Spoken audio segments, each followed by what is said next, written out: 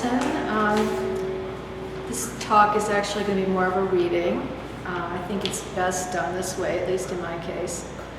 So I wanted to start off by saying titles come to me after I've called something finished and have a chance to commune with the work of that. I titled this painting Trick Mirror, and I borrowed the book from a book title I read last year, a collection of essays about the delusions of contemporary life by Gia Tolentino. And it seems the more we aim for authenticity and truth in the world, the more trickiness reveals itself. And so that was part of my idea in assigning that title to this work. This painting is a transitional one for me. It marks a year of not painting and beginning again under new circumstances. I recently heard these words on a podcast interview with Mike White, the writer and producer of White Lotus. The point of art is to feel true and conflicted. And somehow that does ring true for me. I spent the first part of last year working on a show that ended up being staged in a virtual online gallery due to the pandemic. Then I became involved with the idea of moving, and I ended up relocating a little south of Buffalo to the country by Lake Erie. Aside from the distractions of moving, I have a new studio to work in. It is located in a cool basement without the light of my former place. It has taken some getting used to, but getting started again was helped by having this fairly large canvas beckoning me. And the painting contains a lot of the parts of the way I have been working for a long time, and also suggests something new and unformed to come.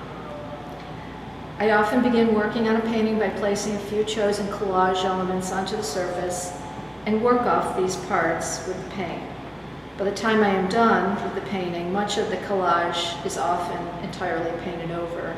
There's a lot of canceling out that goes on in my process. However, in this case, certainly you can see some of the areas that were collaged. The green slash-like mark across the surface can be read as a cancellation mark or a road. Paintings seem to have a mind of their own. I consider my approach expressive, but the result is not so much a reflection of me, rather it's a collaboration with this otherness, the painting itself. And there's a reference to mirrors in this collage element here. A circle cut from a poem by an ancient Chinese poet, Wang Chang Ling, and he writes, "Our mirrors are bewitched with winter and they rot." I did not set out to make a painting about this quote, however. It is part of the experience of the painting, not a picture of an experience. And the artist Rothko made a point of saying something like that. It addresses one of the big misunderstandings about abstract painting. His exact words were, "Painting is not a picture of an experience, but is the experience." I heard a podcast interview where the painter Amy Silman referred to the work of Lee Krasner as partsy. Rather than that all-over quality of a lot of abstract work, Amy Silman agreed that her own work also embodied this idea of parts. And my painting Trick Mirror, I consider to be of that vein as well, partsy. Generally, I see what I do as a push-pull between stillness and activity. I tend to have a gauzy surface interrupted with bold lines and marks, often repeated as a kind of code. While the work is not easy or immediately knowable, it offers something to ponder for anyone with the will to investigate beyond what might be confusing. Psychic abstract gardens, in quotes, is an ideal description of the kind of non-representational painting I aspire to. The phrase is borrowed from a recent commentary, Pam Glick's New York show by art critic Jerry Saltz. And I wanted to just carry on a little bit of talk about the kind of questions that artists are often asked. People ask me these things now and then. Where do you find inspiration? For me, it's mostly a process of working with the materials paint in the surface, and however, whether I'm working on paper or canvas or wood. But there's so many influences as well.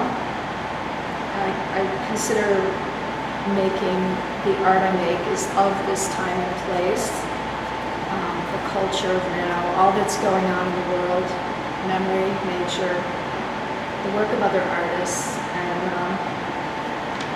popular culture of our time. Another question, do you make a living as an artist? Coming from the point of view of art for art's sake, it's almost a quaint notion these days, but maybe it's more of a calling in the line of a priest, nun, or shaman, rather than a career. It's an expression of an artist's relationship to everything, a way to be in the world, and a way of, more than anything, a way of thinking. Most of the artists I've known have relied upon employment to earn a living, and I too have had my share of employment from waitress to secretary to various roles in design studios and museums, stock photography agency, and later on as an art therapist, hospital social worker, and mental health counselor.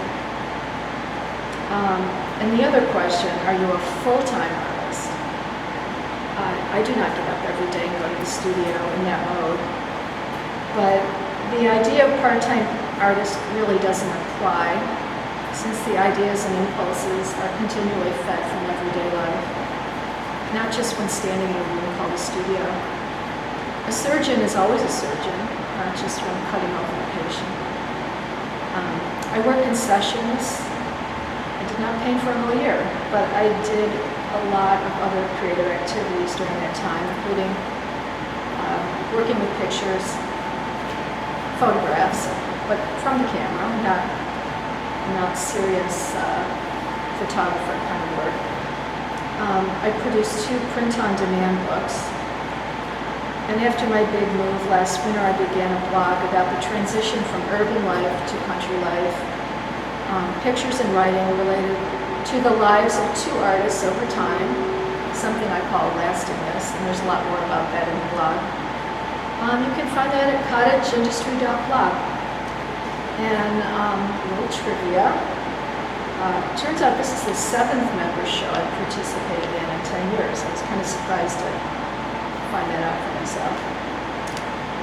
And that's all I have to say. Thank you for listening. Does anyone have any questions? You don't have to. Okay, thanks.